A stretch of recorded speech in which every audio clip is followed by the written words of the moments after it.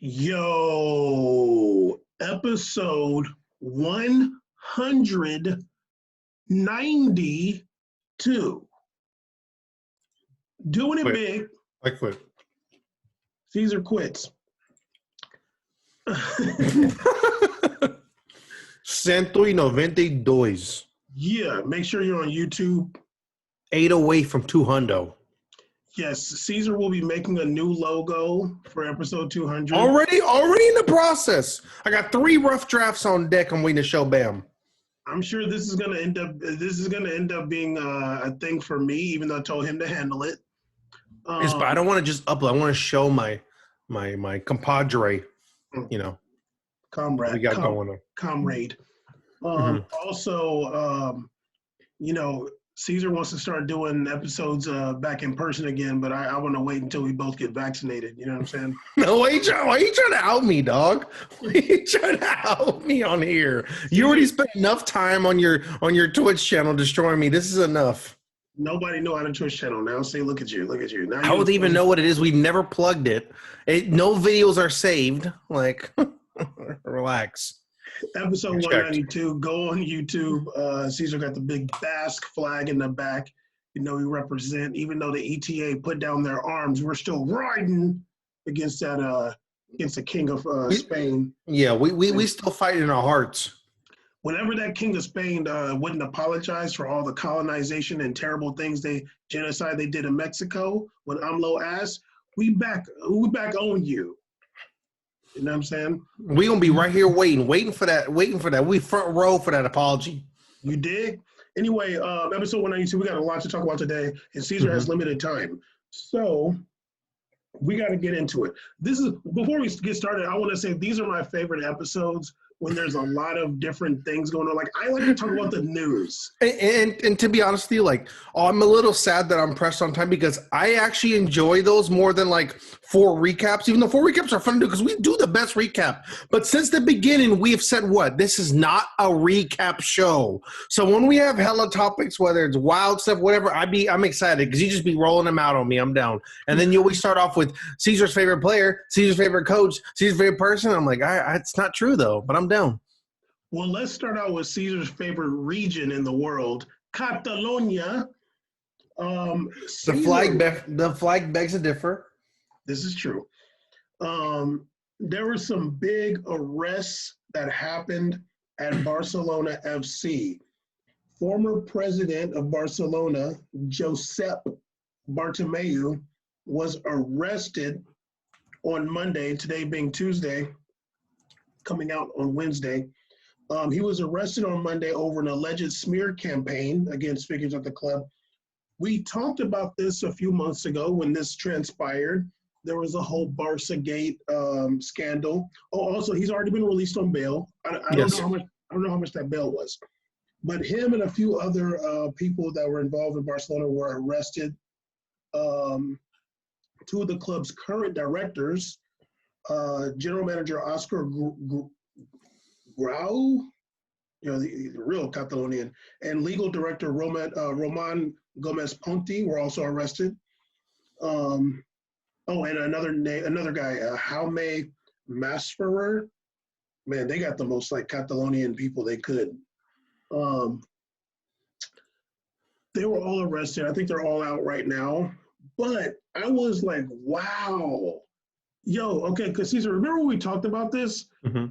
The whole thing was about Barcelona figures hiring troll farms to smear Messi, PK, even Pep Guardiola.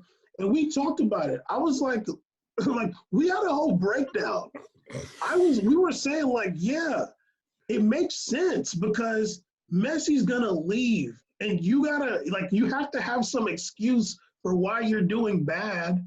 You got to try to get your fans to stay with Barcelona after Messi leaves. So Barcelona has been Messi's team for over a decade. So we were saying I could imagine them doing that. Bartomeu and them were denying it, but yeah, you got to do something. And it's funny because this is actually something that is kind of picking up steam as of lately. I mean, this is something we talked about. This was a large part of a lot of conversations with American politics, whether there was farming in there, whether there was discussions about this a while. And on this show, bam, I don't even remember if I went all the way with it. I kind of think I might felt like I denied a little bit too. I don't really remember my stance on it because I haven't heard that episode. But I remember you bringing this up specifically. So when I woke up and I saw that he was arrested for this, I was like, wow, like we literally talked about this like a year ago. Like this is really old. Like, well, no, I'm saying like last year. Sorry, Yeah. like we talked about this last year. That's kind of crazy that actually went to fruition. To be honest with you, I had to actually do research myself because I didn't know there was specific kind of laws in place towards this, because I think it's smart there are laws, surrounding this, because I think it's very, very damaging. I think it's very like almost gross in a way to have this being the tactic. You don't have natural fan development. I kind of equate it as the equivalent for like an athlete doing steroids. Like athletes that do steroids is the same for the same as a club or organization manipulating social media with fake people, fake accounts, all this, and trolling with messages. It's literally the same way. It's just you can't do steroids as an organization. So this is the other way to do it. You're pumping numbers, right? You're pumping answers. You're putting pressure on people. And man, it's interesting to see. Like, imagine the whole Messi. It makes you think about that whole Messi sandal talk moment when he was out there crusty-footed talking. Some of the stuff going on there in the discussion makes you wonder, like, how much that stuff was legitimate. Like, how many people were saying legit stuff on there? Well, the thing that's interesting is Bartomeu left before that Messi sandal talk. But when I saw that he got arrested, I was like, damn, how powerful is Messi and Pep and PK? Ooh, because that's a good point. That, like, I don't think necessarily hiring a troll farm, like, maybe it's illegal, but I didn't know it was that illegal. I mean, it makes sense, but like I was just surprised by it, the illegality of it. But like, that somebody made some phone calls. Somebody who was being targeted. There was also another guy, one of the old presidents who I think is trying to be president again, Laporte. Mm-hmm. He was also being targeted in those troll farms. It makes me like, I know somebody made a call and was like, yo, like, y'all really need to be investigating this. And if they did it, we want to see some people in them steel bracelets. So I don't know if it would be Messi or PK or Pep Guardiola or Laporte or all of them combined did what they had to do to put the pressure and put 12 on Bartomeu's ass. Yeah, I didn't even think about that perspective, to be honest. And I kind of want to take more time to kind of really sit on that, because it makes sense. Like, man, I wonder really how much who got pissed. What happened during the negotiation process, this contract negotiation that we're kind of like, if you look at it's March now, we're coming up on 2 months left probably on an expired deal. If it ends in May or June, that's about 2 months left on a deal. What's going on wrong here where we're starting to flip on executives and presidents? That's the only way it happens. Things only get out if it's leaked or someone flipped.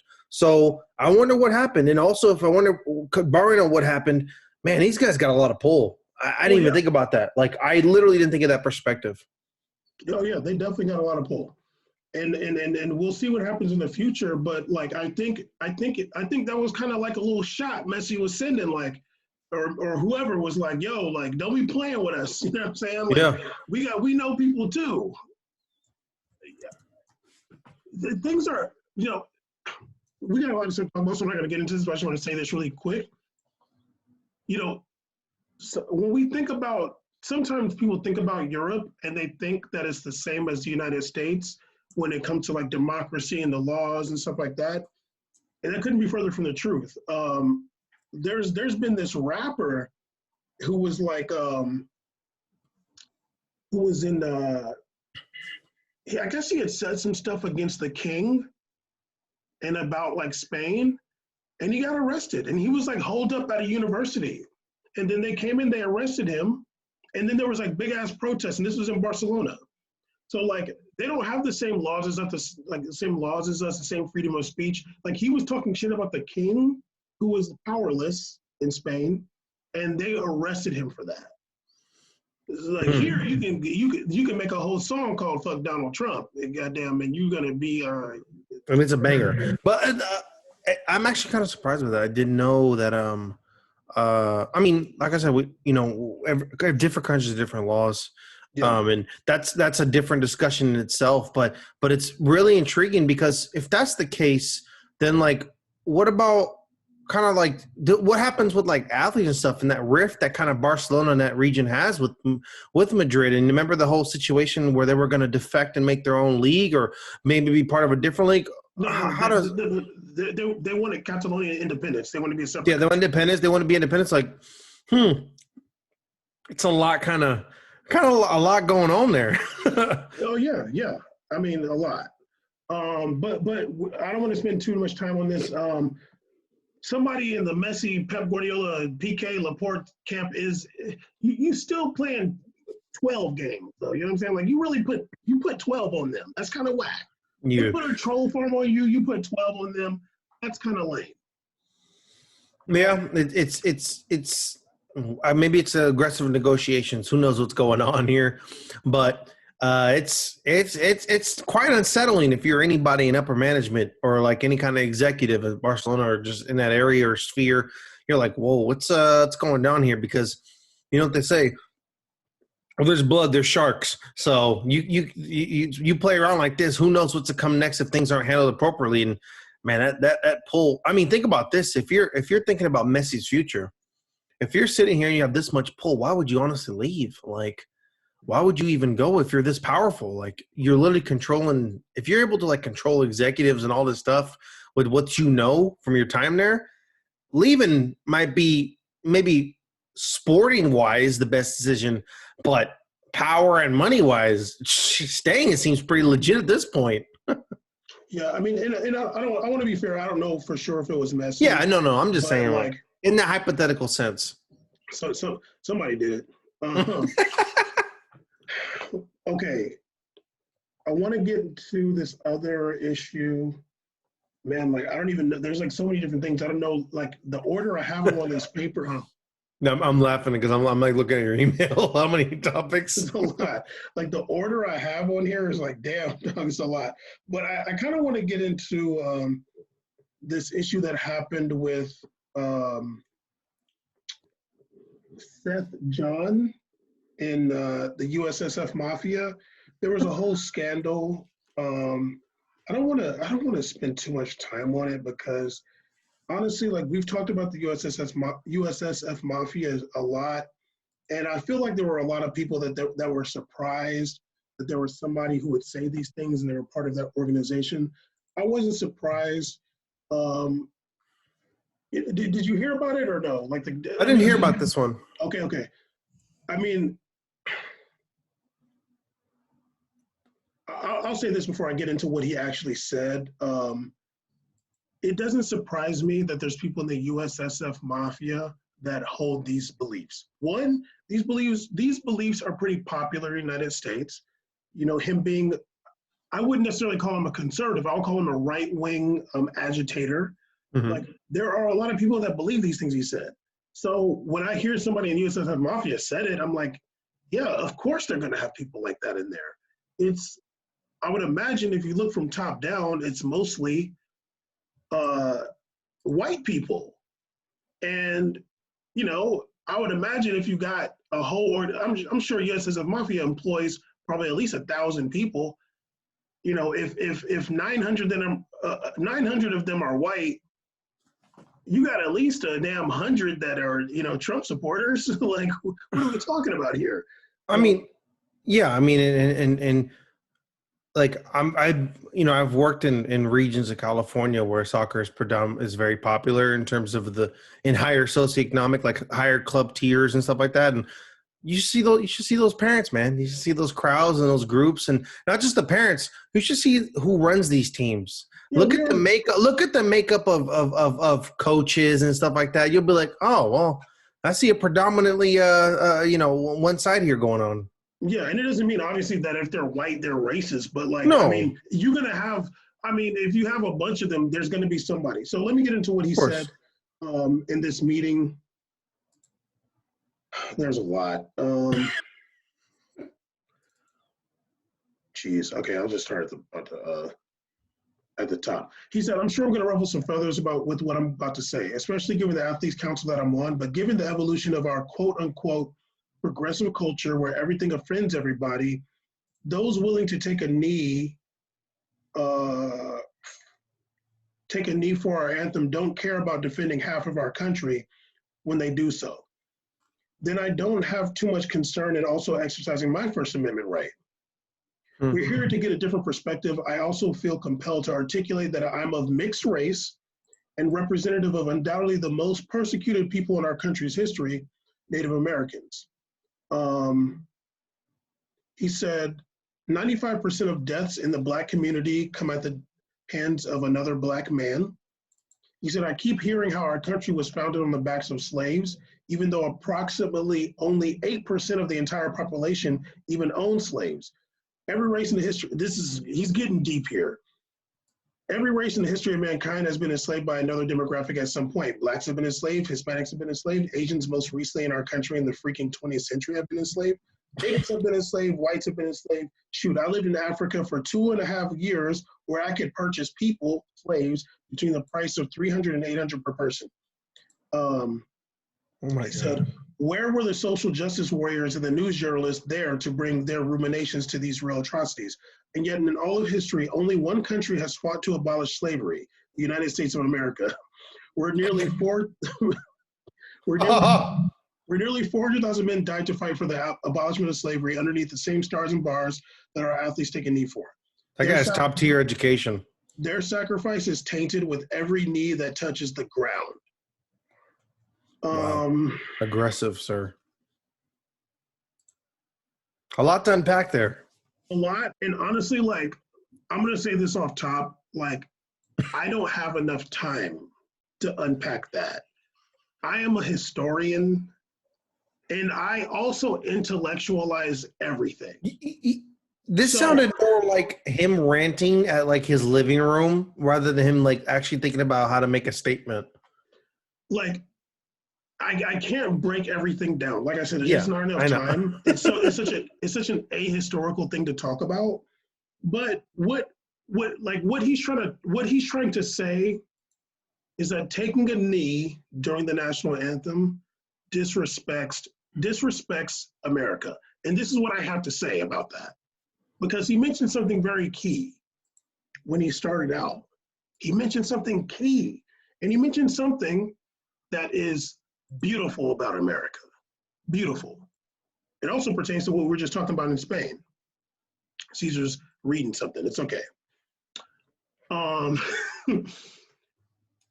He's still reading it. But the beautiful thing that he mentioned, and he's still reading it. The beautiful thing that he mentioned when he started out was the First Amendment. Although Caesar doesn't care about my First Amendment right to speak because he's not paying attention. I'm right here. I'm watching you. Caesar, I know you. Okay, I'm looking right at the screen. Somebody actually asked me, they were like watching one of our episodes, they were like, you don't care that he doesn't pay attention when you're talking? Wow, who's this hater? It's like, I'm used to it. I know he's not paying attention. It's okay. It's okay. Well, he's a rambler if you're watching this. Okay, let me go back. No, you don't have to. Relax. It sounds like rambling because you're not paying attention. Anyway, the beautiful thing that he mentioned, the beautiful thing about America is the First Amendment. That's a beautiful thing that we have here. A lot of places don't have that freedom of speech that we have here. And those, like, it's funny that he's talking about, the quote unquote progressive culture. There's no progressive culture that's stopping you from saying what you're saying, just like there's nothing stopping those people from taking a knee during the national anthem. The beautiful thing that we have here is while Caesar doesn't have to listen to me, I also can say the things I want. I just can't incite violence or a riot, and I can't burn the flag. Other than that, for the most part, you can't make threats to people. Other than that, we're allowed to say what we want, and in a lot of ways, do what we want. These people are so damn hypocritical. You're saying what you want. They're saying what they want. Why are you mad? They're going to respond to you. You're going to respond to them. That's it. Some people are going to take a knee. Some people aren't. Why don't you just look at the people that aren't taking a knee? Yeah, and that's what kind of bothers me the most, because it's like, why is it only a problem when someone is speaking out in a term, speaking out in a way that's not lined up with your politics or your viewpoint in life? We're all supposed to just, not me, but humans or everybody in this country is just supposed to only listen to your point and acknowledge that. The point that lines up with you, the viewpoint that you agree with. Now, when you're speaking out against a different viewpoint, you're allowed to do that. But when people are speaking out on their viewpoint of it, whoa, come on now. What are you doing? Where were you complaining about this 50 years ago? Huh?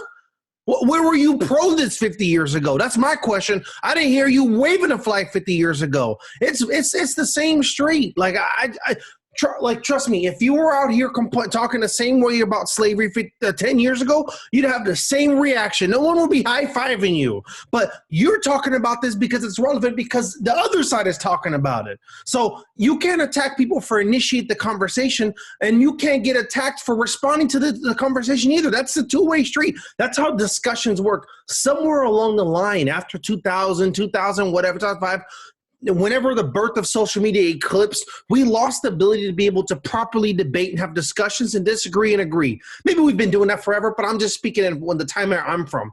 We've lost that ability. And that has translated into public comments too, right?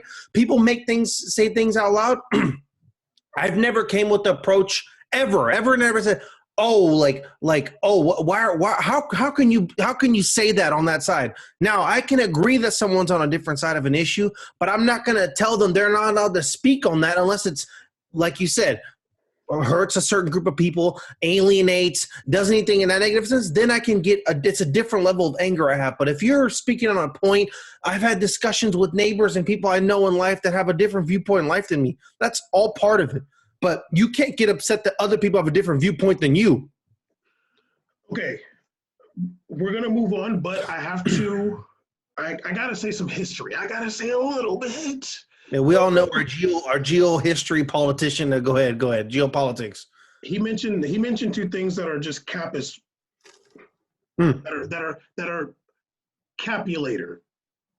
He said, I keep hearing how our country was founded on the backs of slaves, even though approximately only 8% of the entire population even owned slaves.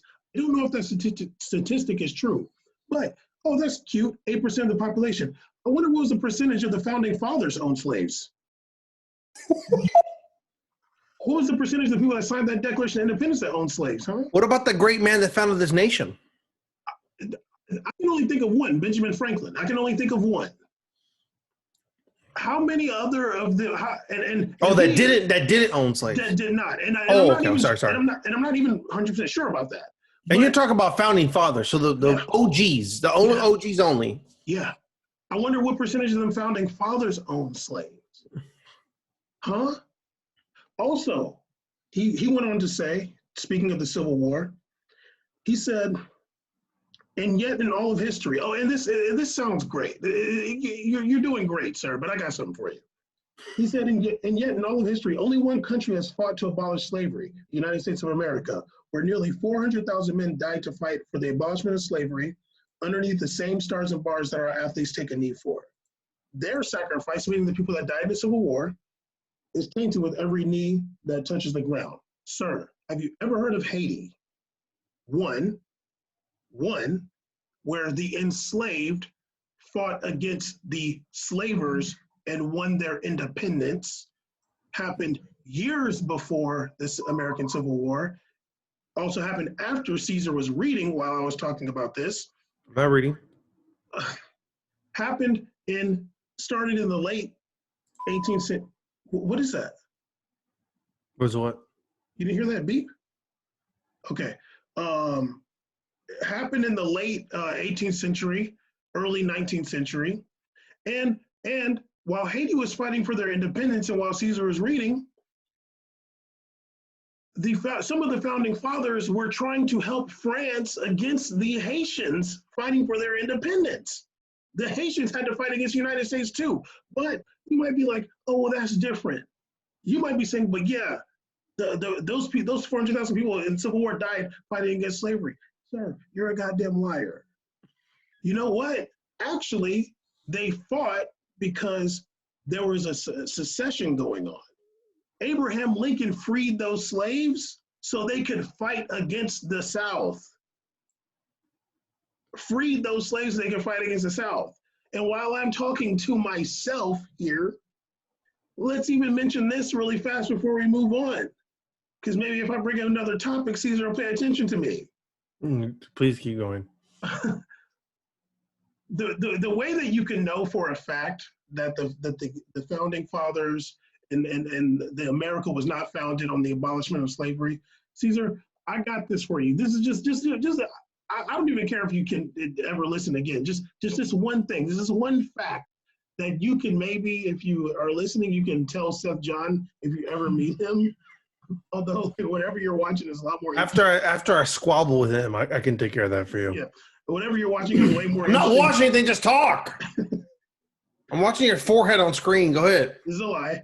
But when so-called like the America fought against the British, the British did something key. They told the slaves, "Hey, if you come fight for us, you'll be free. You'll get your freedom." Did George Washington and them say that? If they were all about some freedom and stuff, do you think, wouldn't they be like, "Hey, we got this other part of the population here. Why don't we let them fight for us, and then they can get their freedom?" And in exchange for their service to this nation, they get their freedom, which is it's like, wow. Easy. But instead, you know what they did? They fear-mongered against the British. When the British started arming black people, they fear-mongered that and said, "Look, those British are giving slaves arms. That's how bad they are, those British." So miss me with the whole America did this. Miss me with that. It's a damn lie. When you're not intelligent in American history, when your history of the United States is biased based upon what you remember from 5th grade American history and all the cutesy rainbows and sunshine and rainbows that you're getting, yeah, you can make this point. But the thing is you're making this point on a public platform, and it's just not true. It's not true.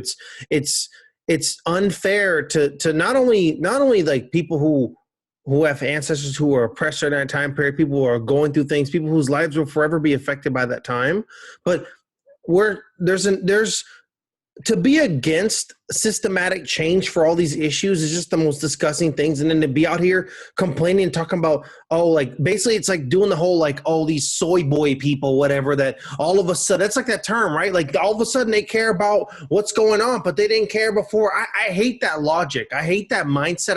I think it's disgusting to talk like that about people and how people should feel. You know why that happened? Because people like you existed in this time period that didn't critically think outside what the textbooks they got. So it's such a few amount of people per 30 people in a classroom that think outside the box of what they're reading, that it takes a lot for more people to gather together to rise against what they're reading and feel that something is not right here. They don't get this book that's been published and republished 500 times, and then they're like, wait a minute, my grandpa told me a different story though, but that's not even on here. Like, maybe I should look into this. That happens so little that it takes a while for that seed to grow.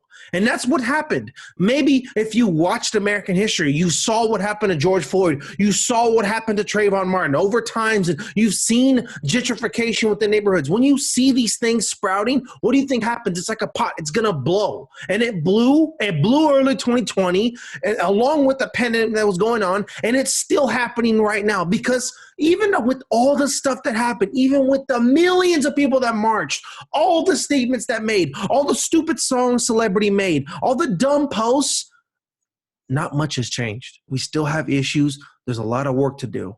So to have this mindset is gross because you're only thinking about yourself. You're not thinking about anybody else but you and what you care about. 100%. Seth Jahn, you are a liar, and you're a liar at worst and you're misinformed at best. Okay, next thing we need to talk about Caesar Because Caesar got to go soon. Got big things going on. It's like, nah, I got this stream. Wait, are you? It's not your stream. It's somebody else's. You're hopping on. Mm-hmm. We're gonna be hopping on Real Haiku stream for me playing my first time playing GTA RP. So I'll be playing a character on there. I'll be playing an old man. So I have a whole voice mod ready, everything. Okay. Yeah, you're doing a lot now. I mean, you did the signal. I'm sorry, man. Okay. We got to talk about this because nobody on BN is going to talk about this. I'll say it may have been revealed that like around 6,500 migrant workers have died in Qatar since the World Cup has been awarded. They're saying more than 6,500 migrant workers from India, Pakistan, Nepal, Bangladesh, and Sri Lanka have died in Qatar since it won the right to host the World Cup 10 years ago. The findings compiled from government sources mean an average of 12 migrant workers from these 5 South Asian nations have died each week since the night in December 2010 when Qatar was awarded the World Cup. Now, I read this article.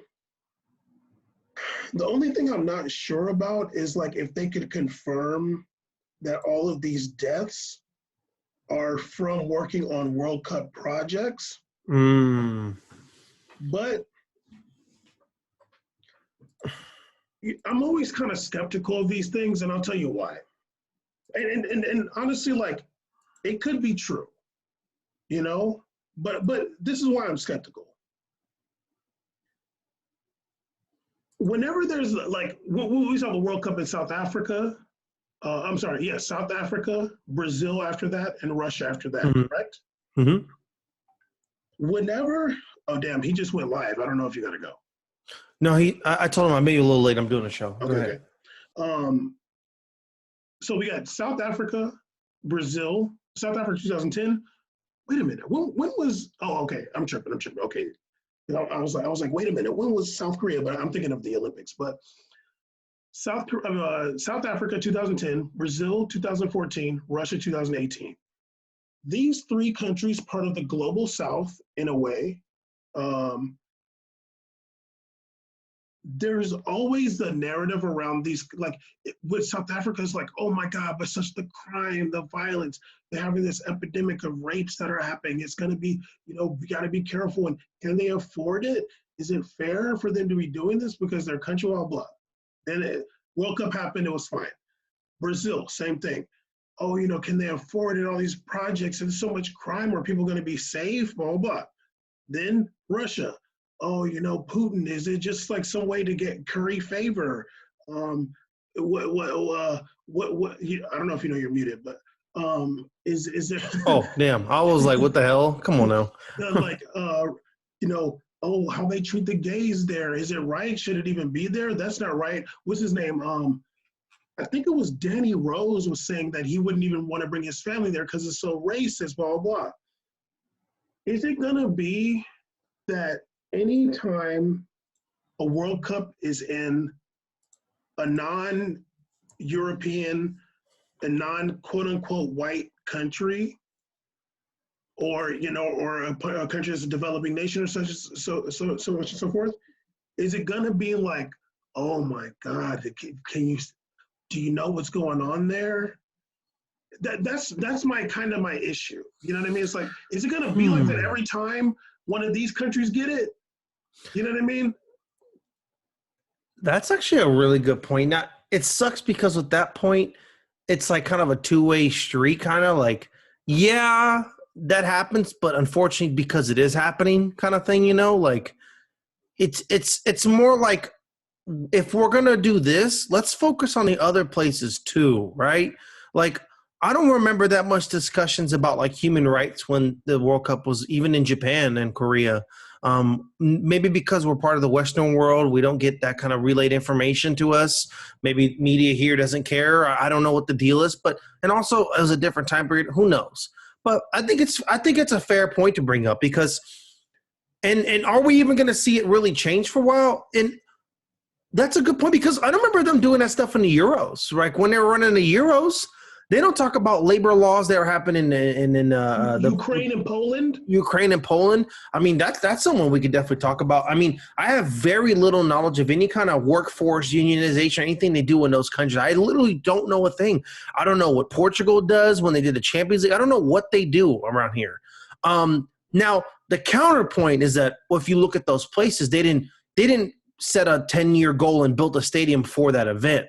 So, a lot of them are using already the stuff, arenas they have in place, and maybe they do some additions, maybe they build a village, sure, but they're not really building fresh stadiums off the ground, kind of like they were doing in for Qatar, like they did for Brazil. Well, they did a lot of remodeling in Brazil and stuff like that. So it's like I said, I think it'd be nice to like do a little more research on that and like kind of see where it's at. I'd love to see maybe some independent articles or people have done studies in those areas, international reporters that kind of talked about that and just see the comparison between articles and when it's a Euros or something going on, and see how the World Cup treatment is when it's 2010 South Africa, when it's Brazil 2014, when, we're talking about Qatar. I think the Qatar one was like the most aggressive one. Qatar was like met with worldwide dispel, especially because I think America, USA, Chicago was eliminated like in the top 8. Everybody's like, what? How could America get eliminated? That kind of thing. So you know why. So, but don't worry, people. You're going to get your USA, Canada, Mexico World Cup when I'm 34. That's going to be or 39. The continent cup is going to come, right? The whole ass continent cup is coming, and you can stop whining about it. You might as well put a game in Hawaii too, if we're just going to be flying around all over the goddamn place, right? I mean, and it's crazy because even with Qatar getting the World Cup, I feel like a lot of people were concerned about the weather. Like, yeah, it's really hot, but I mean, it was hot in Brazil. It was hot. Yeah, but I felt that point a little bit. I kind of understood. I'm not even complaining about that. I'm like, I get it. But like at the same time, you have to put the World Cup in different places. Like it can't just be in Europe. It can't just be in South America. Like, and it makes sense to like, I'm not saying whether I agree or disagree with them putting it in Qatar. Like it doesn't matter what I think, but I understand wanting to put it in that region. It's never been in that region before. And Qatar probably presented themselves, and maybe they, shelled out a little bread here and there. But hey, if you wanted it in your place, you should have shelled out that bread too. You know what I mean? So, yeah, you tell those top tier stop being cheap, okay? Because if you want to roll with the high rollers, you got a high roll. Yeah, honestly. So real quick, I know you want to say a point. Just real quick. I used to have that mindset where I romanticized Europe as a youth. I thought it was cool. But actually, I thought it was cool when they went to, my first World Cup, I literally remember, like I've seen ones as a kid, a baby, but the one I remember is 2002. Obviously, it's the big one for Brazil, but that's the one I remember is literally taping on Univision, going home from school, putting the cassette in my living room and sitting there watching the games, right? That's the one I remember. And I thought it was obviously so well done because that's a nation with a lot of wealth and money and also like Japan, but I thought that was cool. And then when they transitioned into doing Germany, I actually remember like kind of not really caring that one about that much. I was like, I was starting to grow out of that phase. I always thought it was a little bit cool when they went to these countries. Like when I thought the South Africa one, I was like, cool. Like I can't wait to see the design. I can't wait to see the theme. I can't wait to like, and as we got older, we started doing a show, or even before then, as I got older, I started liking to see the little backstories they do, like the last Sochi one. It was kind of cool to hear like the little backstories they do and stuff like that, and finding out more about the region. I like that kind of stuff. So I think that's good because not only is the sport so global, it's important to be towards the globe. The sport grows more than just USA and Europe, and obviously we know what more people in some of these countries like India have much more soccer players than what are in America have. Like the sport's massive in some of those areas, so they should deserve to see their dreams come true too. When World Cup went to Brazil, I had family that were like literally crying about it, about the excitement. This is something they've dreamed about in their whole lifetime. So let's give those people the same opportunities too, because that's the best way. Yeah, I mean, and once again, like, and not of course with like human rights violations being destroyed. Of course, within moderation, we want to get those as long as they're done properly, and there should be regulation over that. Yeah, and once again, like that, if that report is the case, like that's very unfortunate. Nobody should have to die to build things for the World Cup. But it's just curious, like, Mm-hmm. you know, if the global South is awarded World Cups, is it always going to continue to be this narrative? Morocco lost on that World Cup against USA, Canada, Mexico, the green the Continent Cup. the emissions cup. No, we're not dissing Canada here. Not dissing Canada. Yeah, well, Canada's good anyway. Hey man. But Oil and gas. but Morocco lost out. But I could imagine if Morocco won. Oh, there's a lot of kids. There's so much to this and that.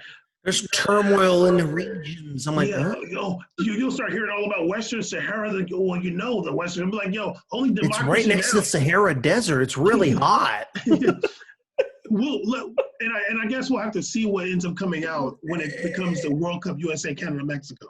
And not even noting that La Liga games literally take place over there. Literally, you're like right outside that place on islands right there. So, oh God, Morocco.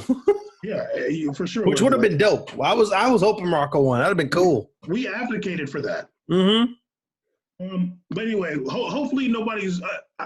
Hopefully things get better in whatever Qatar World Cup in next year. Okay, Caesar, your boy Zlatan, your favorite player. Okay. Literally only played for your team. I don't have a team. My team's Uruguay. He came out. He was talking major shit. About one of the players you hate, LeBron James. This is what Zlatan said. Zlatan said a few days ago, I like LeBron a lot. He's phenomenal what he's doing, but I don't like when people with the status speak about politics.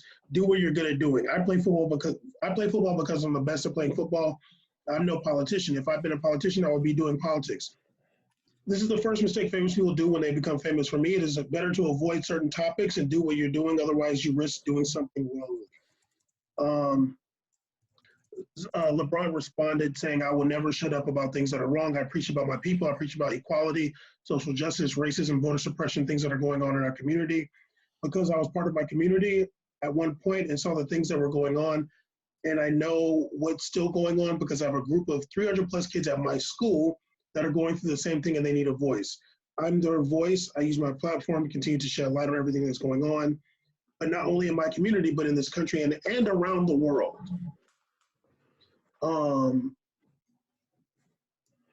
What's funny? You know what? I actually didn't read the rest of this article. I wonder if LeBron saw what I was saying on Twitter.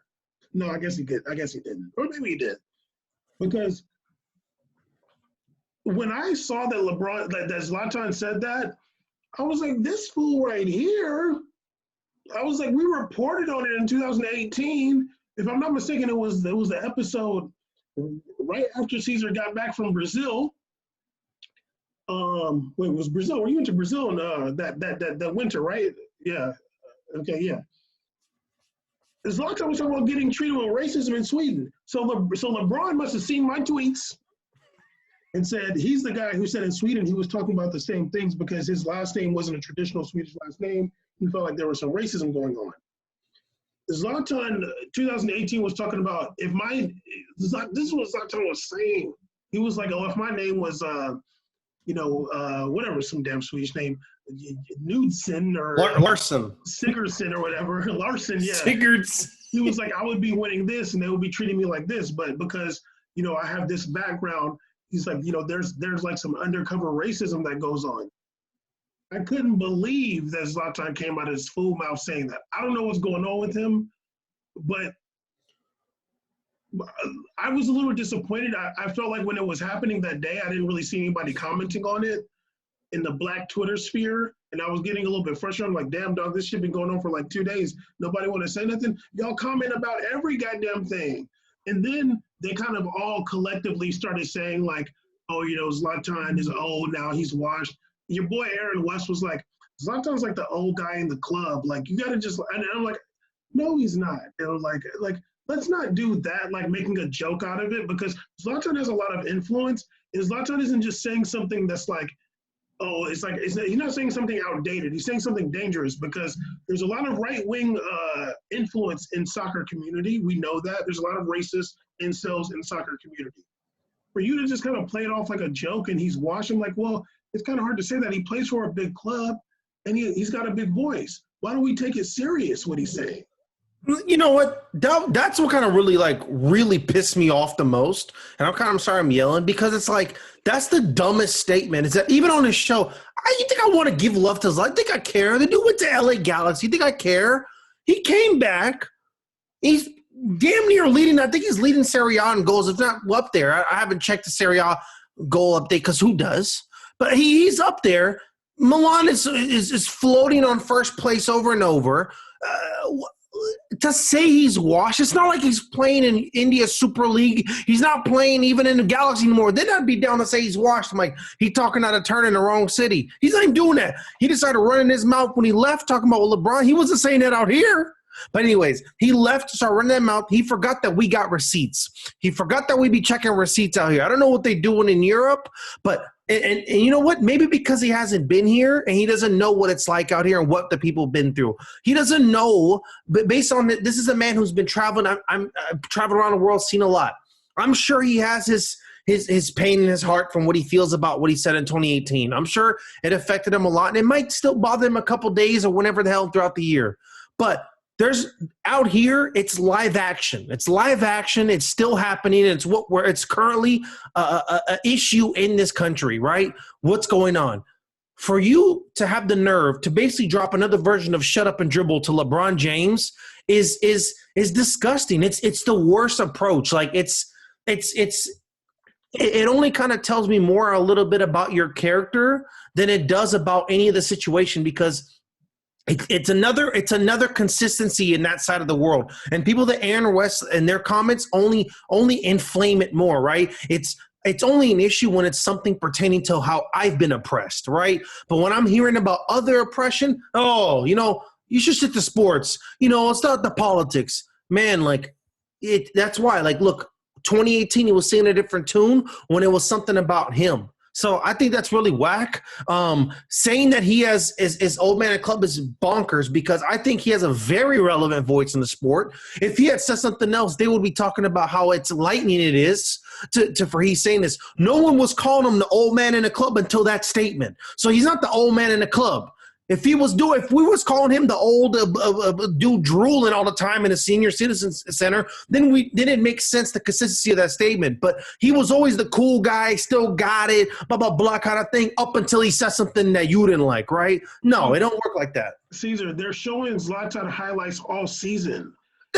Bam. They just showed his little the back kick the other day. They just talked about his ponytail switch. They were so excited he went from a bun to ponytail in that game. I didn't give a damn, but they cared about it. So get out of here with that, please. I'm the one on here who literally said I watched him. He looked really good. I didn't say anything about him looking like a bag of bones. He looked really good.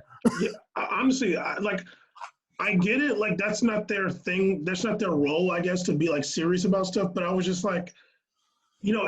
Zlatan said something serious, and he has a lot of influence. And like when you look at Twitter and Facebook and like how a lot of soccer fans respond to things, I feel like when you also have a platform, like a mainstream platform, like you need to push back against what he's saying and not just write him off as like old and washed. Because like you said, it's a good point. If he said something enlightening, they'd be championing in that. They wouldn't be, if he was like, no, look, what LeBron does is great and what these people are doing is great, they will be singing his praises. He wouldn't be old then. It kills Zlatan because he can say anything positive and every other part of the world is going to give him all the love he wants, except for his own nation where he has his own rift with, right? His own nation is all that mattered because in 2018 he let you know, man, I've done all this. Look at that. I have one of the greatest goals of all time. That Sweden game, the bicycle kick he did in that Sweden game is one of the greatest goals in a century. And I agree with that. It's incredible. A bicycle kick from outside the box is bonkers, and he did that joint, okay? So that's incredible. But in his own country, because of his own family origin, his own last name, he still will not get all the way that credit he wants as a Sweden. It kills him for that. So, and look, like I said, it's only because it doesn't affect him. It seems whatever. But when it affects him, we all got to care, right? Of course. Yeah. Um, but whatever. Like, I mean, I never was a Zlatan fan. So, and they were also talking about that dude that beat him up. They're like, he's Oh, like, oh, we're gonna call him. I'm like that's cool. Like that's like I'm okay with those jokes, but say something serious first, dude. Like, but whatever. look, we already know how the sphere is here, and it's not like we're the hardcore, always serious show. I mean, there's no way you've heard an episode where we didn't laugh about something, even at the darkest times. You know, it's and that's our way of just putting a light on everything. We like try to keep somewhat of a positive semblance, even the darkest times. We try to keep it positive here in some sense, in our own way, and to a fault sometimes, sure.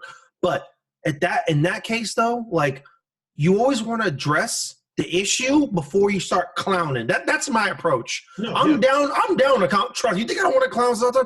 Dog, I'm down. We're all down here. But let's address what he did wrong first. Let's address why when they asked LeBron that, he wasn't laughing first, right? LeBron wasn't laughing when they asked about that. LeBron was like, really, dog? Like, I'm out here, biggest athlete on this nation. Let's know one of the biggest in the world. And I'm over here taking this stance against some of my own nation's policies. And you think it's okay for you to tell me to shut up? That's funny. Because in 2018, you were singing a different tune. So, yeah. Facts. Okay, last story. Okay, we'll skip the MLS news because I was going to talk about Terry Henry stepping down. I don't really care. And there was some dude in Orlando City that caught an R-word charge, but we'll skip him too. Yeah, please do. Skip that one. Well, going back to the R-word, last but not least, I wanted to talk about this because we talked about this something in this regard before. The USA Gymnastics I guess if we had done this episode earlier, it would be that USA Gymnastics coach Jahn Geddert was charged with 24 felonies in connection with abuse of young gymnasts. Jesus. The reason I wanted to talk about this was because we did, I think it was when we were recapping a Champions League final. I think it was the Liverpool-Real Madrid final. Yeah. I also talked about that documentary about Larry Nasser, who was the USA Gymnastics coach who is in jail now. And I remember reviewing the documentary, and I remember telling you, I was like, Caesar, don't ever watch it. Just don't watch it, dog. Like, it's very heavy, and don't do that to yourself. But I wanted to bring this up because we had talked about Larry Nasser a little bit previously before we did that review of the documentary. But Jahn Geddert, he was charged with 24 counts, 24 felonies, and then he ended up killing himself. He wiped his own nose. He's 63 years old, the way he was. He was facing charges human trafficking, criminal sexual conduct, lying to a peace officer. He had been expected to turn himself in and be arraigned, but he wiped his own nose. And I tweeted, I was like, man, damn, we were going to talk about him. You're not getting off the hook. You are a goddamn criminal. I got to assume you were guilty since you wiped your own nose. But I guess he had been suspended in 2018. But he was a former owner of Michigan's famed Twistars Gymnastics Club, and it was one of the places that Larry Nasser had admitted to sexually abusing a young female gymnast. So yeah, you were a piece of shit, and I'm glad you're dead. I guess you're not using up resources in prison, so sadly you're using up dirt. That dirt could be used for something better than a rapist piece of shit like yourself.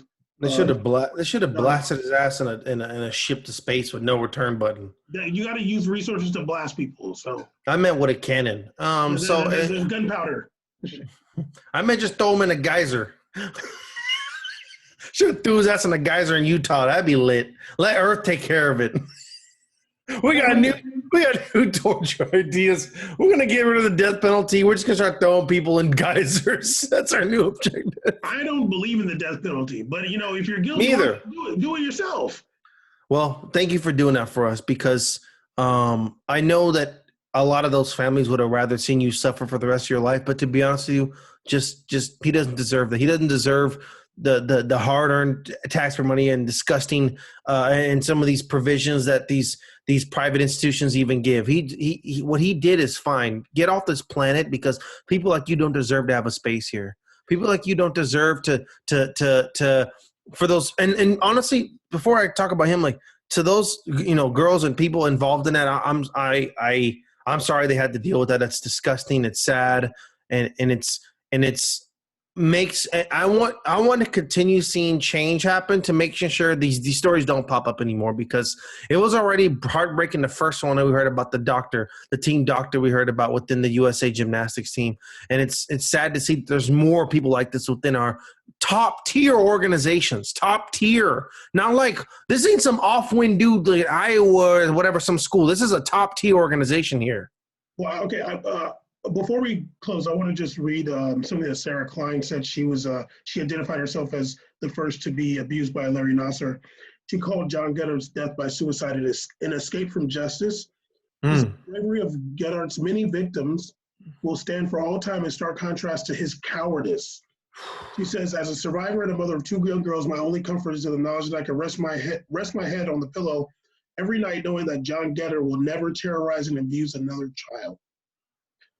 And apparently after Larry Nassar was